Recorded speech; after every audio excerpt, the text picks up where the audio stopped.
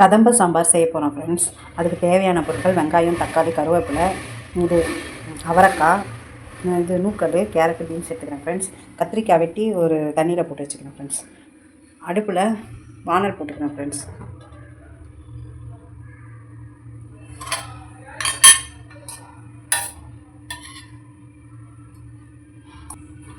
பருப்பு வேக வச்சு எடுத்துருக்கேன் ஃப்ரெண்ட்ஸ். எண்ணெய் ஊற்றுறேன் ஃப்ரெண்ட்ஸ். எண்ணெய் காஞ்சதோ கடுகு தம்பி போட்டு தாளிக்கணும். கருவேப்பிலை,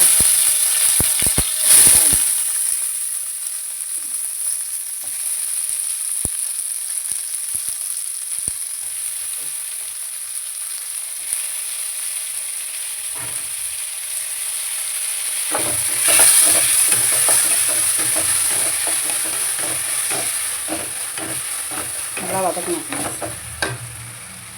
நல்லா வதக்கக்கூடிய இந்த நூக்கல் போட்டு அது கூடயே சேர்த்து வதக்கிட்டோம்னா சளி பிடிக்காது ஃப்ரெண்ட்ஸ்.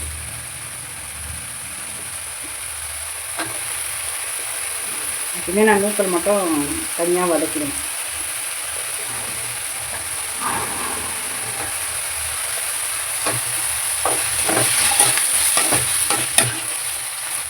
நூக்கல் போடக்கூடிய கத்திரிக்காய் போடுறேன்.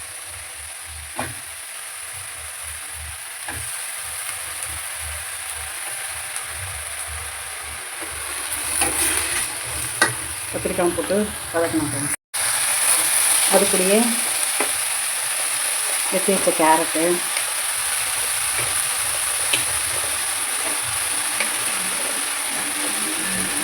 அவரைக்காய், கேரட்டு, பீன்ஸு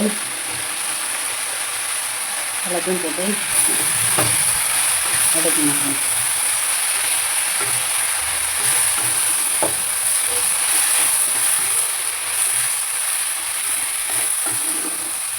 நல்லா வதங்கணும் இந்த ஸ்டேஜில்.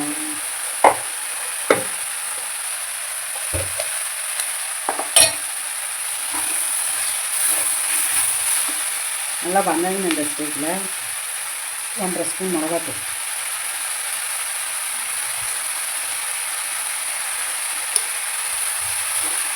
போடணும்.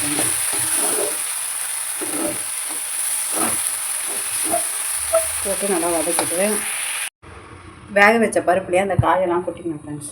அப்புறம் தேவையான அளவு தண்ணி ஊற்றிட்டு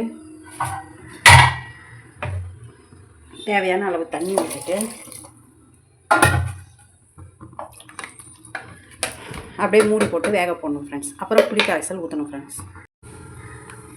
அப்புறம் காய்க்கு தேவைக்கேற்ற உப்பு போட்டுட்டு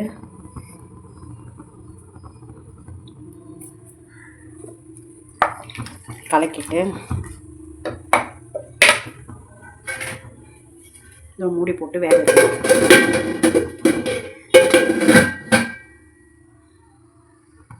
இப்போ சாம்பார் நல்லா கொதிக்கிற இந்த ஸ்டேஜில் ஏதாவது ஒரு காய் எடுத்து காய் வெந்துருச்சான்னு பார்க்கணும் ஃப்ரெண்ட்ஸ். காய் வெந்துருச்சு ஃப்ரெண்ட்ஸ். பாருங்கள் ஃப்ரெண்ட்ஸ், சாம்பார் சுட சுட ரெடி ஆகிடுச்சு. புளி ஊற்றி சாம்பார் ரெடி ஆகிடுச்சு. நிறுத்திட வேண்டியது, ஸ்டவ் ஆஃப் பண்ணிட வேண்டியதுதான் ஃப்ரெண்ட்ஸ்.